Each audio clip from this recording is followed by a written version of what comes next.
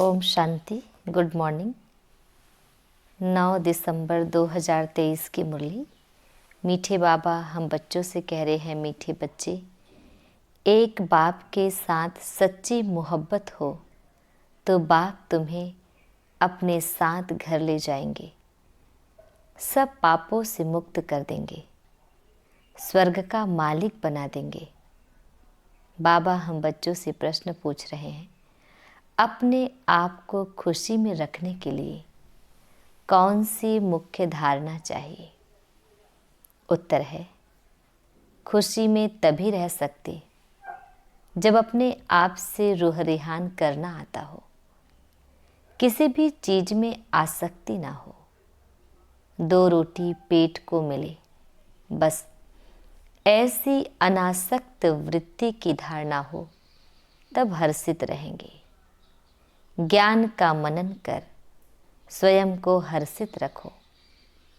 तुम कर्मयोगी हो, कर्म करते, घर का काम करते, खाना आदि खाते भी बाप को याद करो। स्वदर्शन चक्र बुद्धि में घूमता रहे तो बहुत खुशी रहेगी। गीत है, ना वह हमसे जुदा होंगे। ओम शांति। मीठे मीठे बच्चों ने गीत सुना। यह है बच्चों की व आत्माओं की अपने परमपिता परमात्मा के साथ रूहानी मोहब्बत। यह रूहानी मोहब्बत सिर्फ तुम ब्राह्मण बच्चों की ही होती है।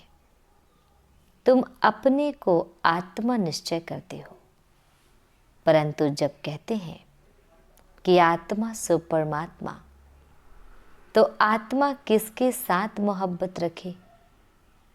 मोहब्बत होती है बच्चों की बाप के साथ।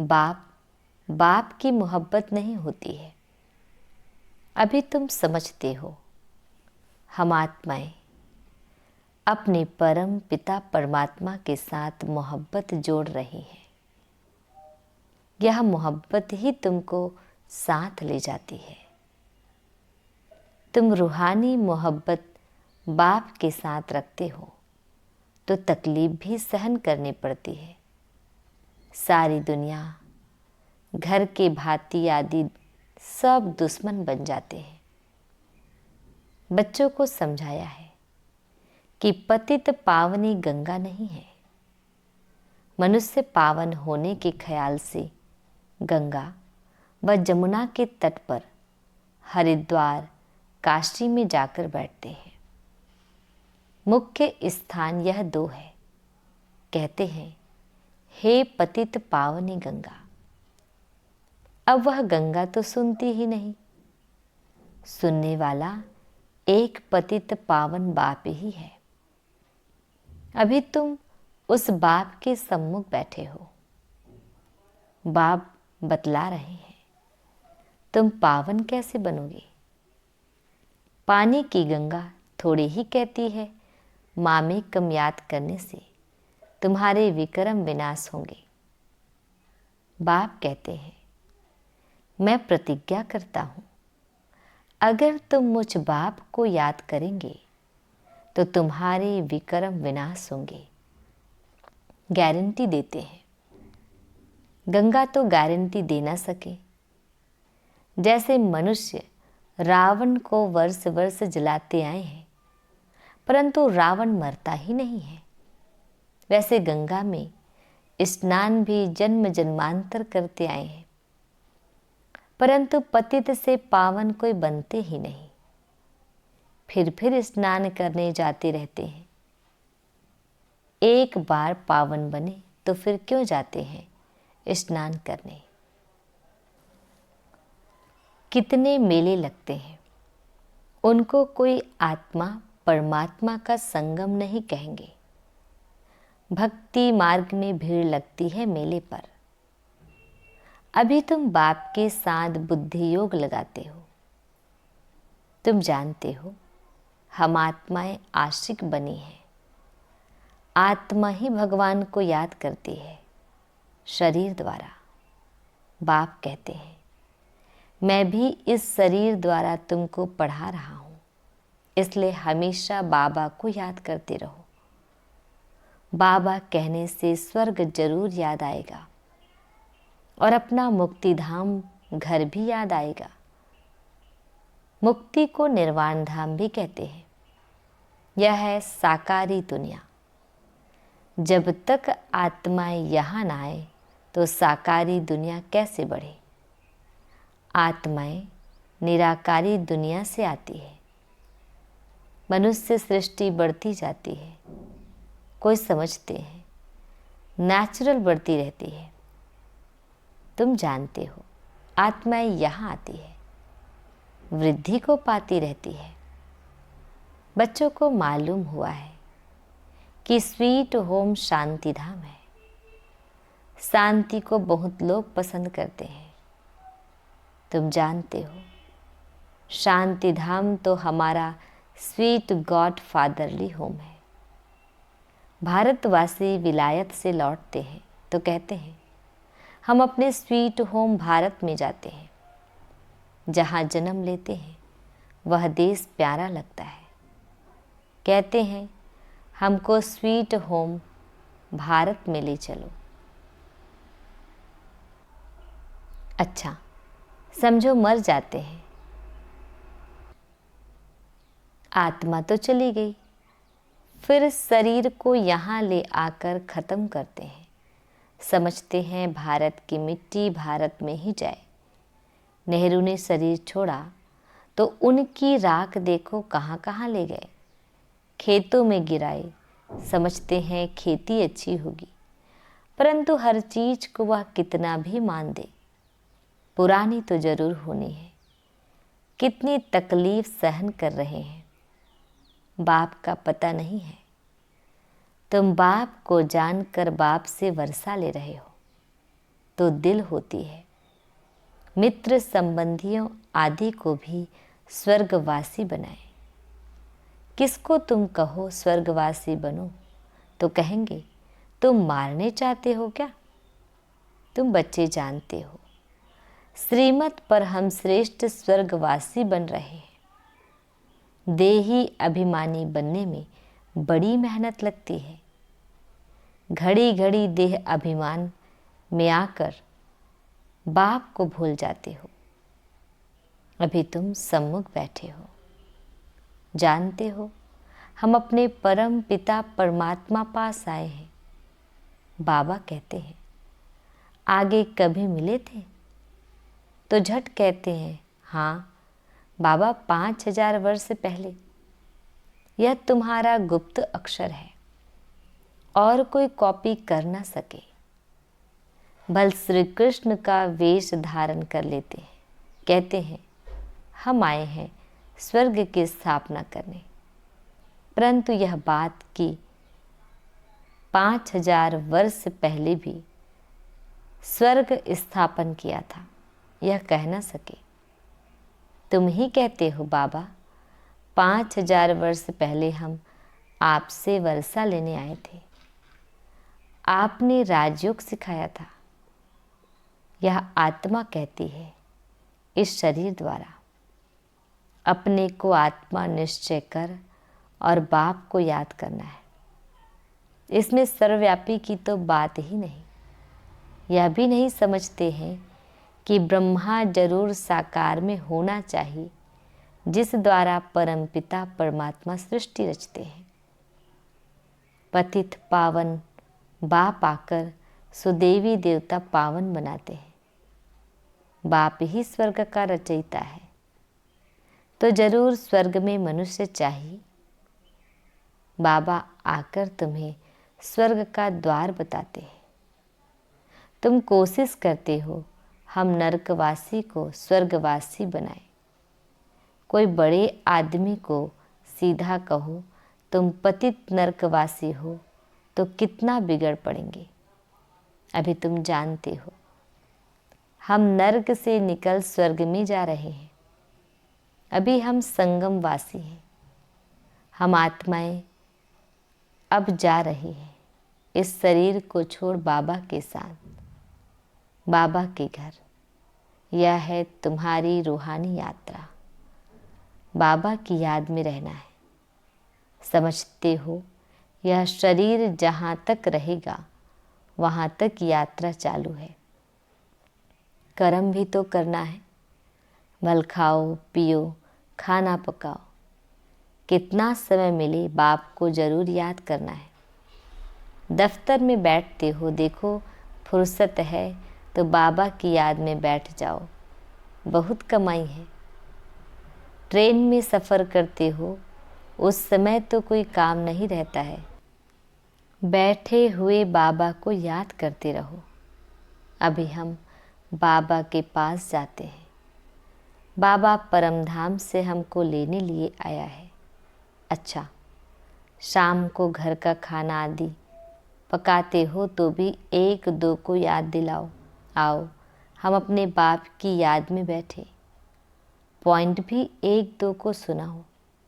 हम सुदर्शन चक्रधारी हैं। बाबा कहते हैं, तुम लाइट हाउस भी हो, रास्ता बतलाते हो। उठते बैठते चलते तुम लाइट हाउस हो। एक आँख में मुक्ति, एक आँख में जीवन मुक्ति।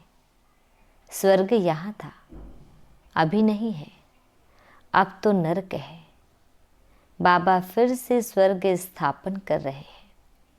बाप कहते हैं, हम तुमको बहुत गुलगुल बनाते हैं, फिर तुम जाकर महारानी पटरानी बनेंगी। खद्दर की रानी नहीं बनना, तुम्हें 16 कला संपन्न बनना है, न कि 14 कला। श्री कृष्ण 16 कला था। तुम बच्चियाँ कितने व्रत नेम आदि रखती थी, 7 रोज निर्जल रहती थी, कितनी मेहनत करती थी, परंतु श्री कृष्णपुरी में जा न सके। अभी तुम कृष्णपुरी स्वर्ग में प्रैक्टिकल में जाने लिए पुरुषार्थ कर रहे हो। श्री कृष्ण को द्वापर में ले जाने से स्वर्ग का किसको पता नहीं पड़ता है। वास्तव में 7 रोज का अर्थ क्या है, जो तुम अभी जानते हो? सिवाय बाप के और कोई को याद नहीं करना है। बाकी निर्जल आदि की कोई बात नहीं। बाबा को याद करने से तुम बाबा के पास चले जाएंगे। बाप फिर स्वर्ग में भेज देंगे। व्रत नेम रख तुम कितने दिन भूखे मरते हो। जन्म बाई जन्म कितनी मेहनत करते हो, प्राप्ति कुछ भी नहीं हुई है। अभी तुमको उनसे छुड़ाए सदगति मार्ग में ले जाते हैं। तुम कहते हो, बाबा कल्प पहले भी आपसे मिले थे स्वर्ग का वर्षा लेने। बाप कहते हैं, कदम कदम पर राय लेते रहो, सब हिसाब किताब पूछो। बाबा राय देते रहेंगे। भल तुम अपना धंधा दोरी आदि करते रहो, फिर भी बाबा राय देते रहेंगे। देखेंगे यह बहुत धंधे में घुस पड़े हैं तो राय देंगे, क्यों इतना माथा मारते हो, कितना समय तुम जिएंगे। पेट तो 1-2 रोटी मांगता है, उनसे गरीब भी चलते तो साहूकार भी चलते हैं।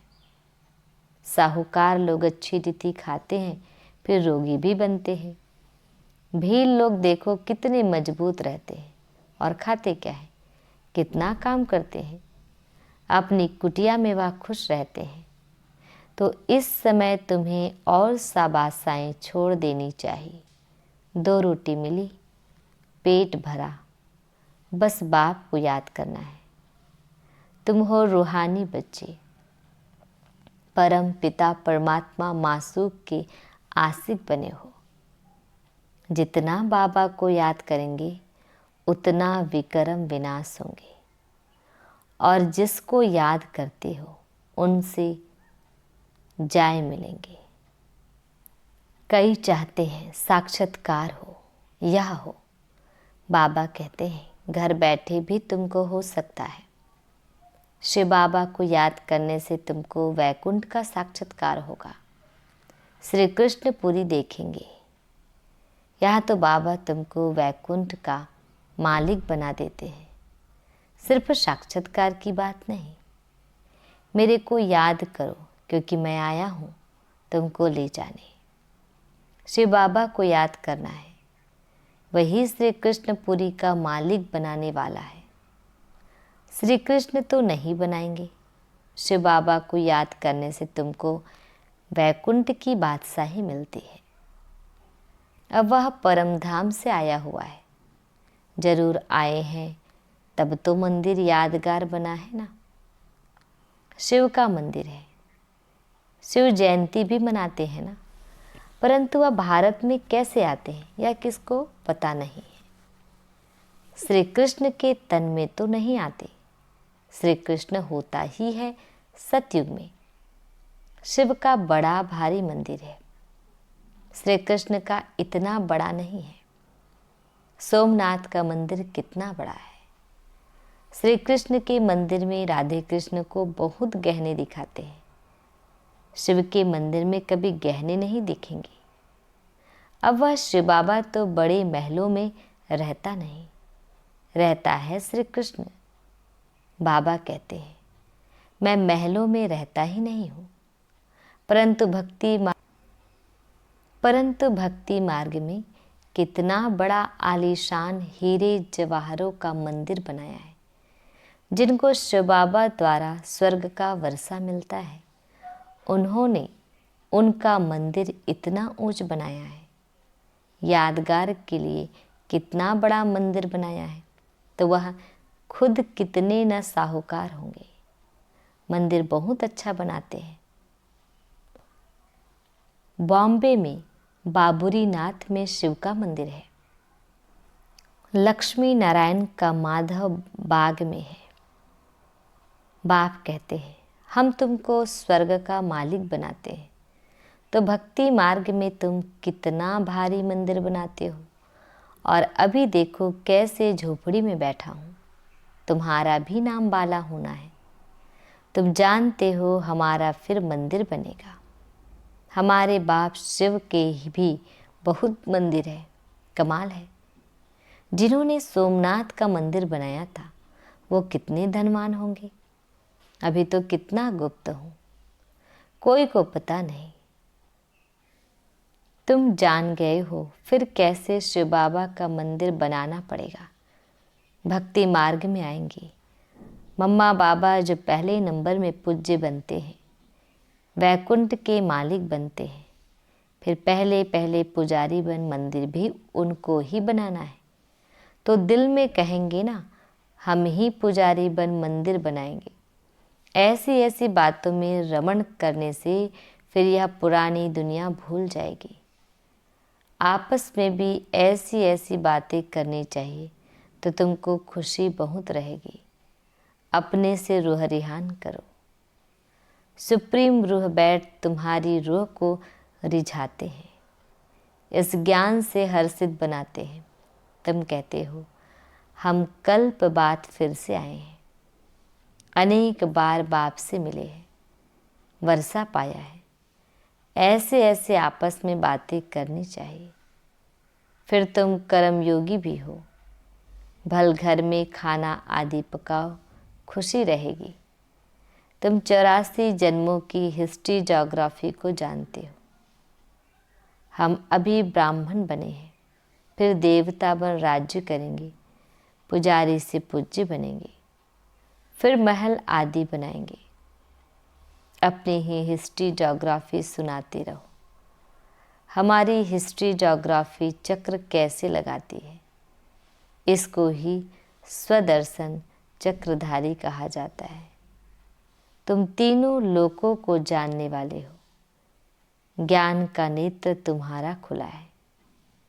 यह चक्र याद करने से तुमको बड़ी खुशी रहनी चाहिए। बाप को भी खुशी रहती है। अभी तुम सेवा में उपस्थित हो। तुम सेवाधारियों के मंदिर फिर बाद में भक्ति मार्ग में बनेंगे। अभी मैं तुम बच्चों की सर्विस में आया हूँ। तुमको स्वर्ग का पूरा वर्षा देने आया हूँ। जितना जो पुरुषार्थ करेंगे उस अनुसार स्वर्ग के मालिक बनेंगे। अच्छा, मीठे मीठे सिकिल्ले बच्चों प्रति माता पिता बाप दादा का याद प्यार और गुड मॉर्निंग। रूहानी बाप की रूहानी बच्चों को नमस्ते। हम रूहानी बच्चों की रूहानी बाप दादाजी को याद प्यार गुड मॉर्निंग और नमस्ते नमस्ते नमस्ते।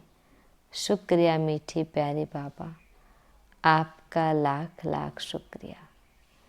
धारणा के लिए मुख्य सार है। फर्स्ट पॉइंट है, चलते फिरते लाइट हाउस बन सभी को रास्ता बताना है। सब आशाएं छोड़ एक बाप की याद में रहना है, बाप से राय लेते रहना है। सेकंड पॉइंट है, ज्ञान की बातों में ही रमन करना है, अपने आप से बातें करनी है। स्वदर्शन चक्र फिराते सदा हर्षित रहना है। वरदान दे रहे हैं बाबा हम बच्चों को, योग की धूप में आंसुओं की टंकी को सुखाकर रोना प्रूफ बनने वाले सुख स्वरूप भव। डिटेल है, कई बच्चे कहते हैं कि फलाना दुख देता है इसलिए रोना आता है, लेकिन वह देते हैं, आप लेते क्यों हो? उनका काम है देना, आप लो ही नहीं।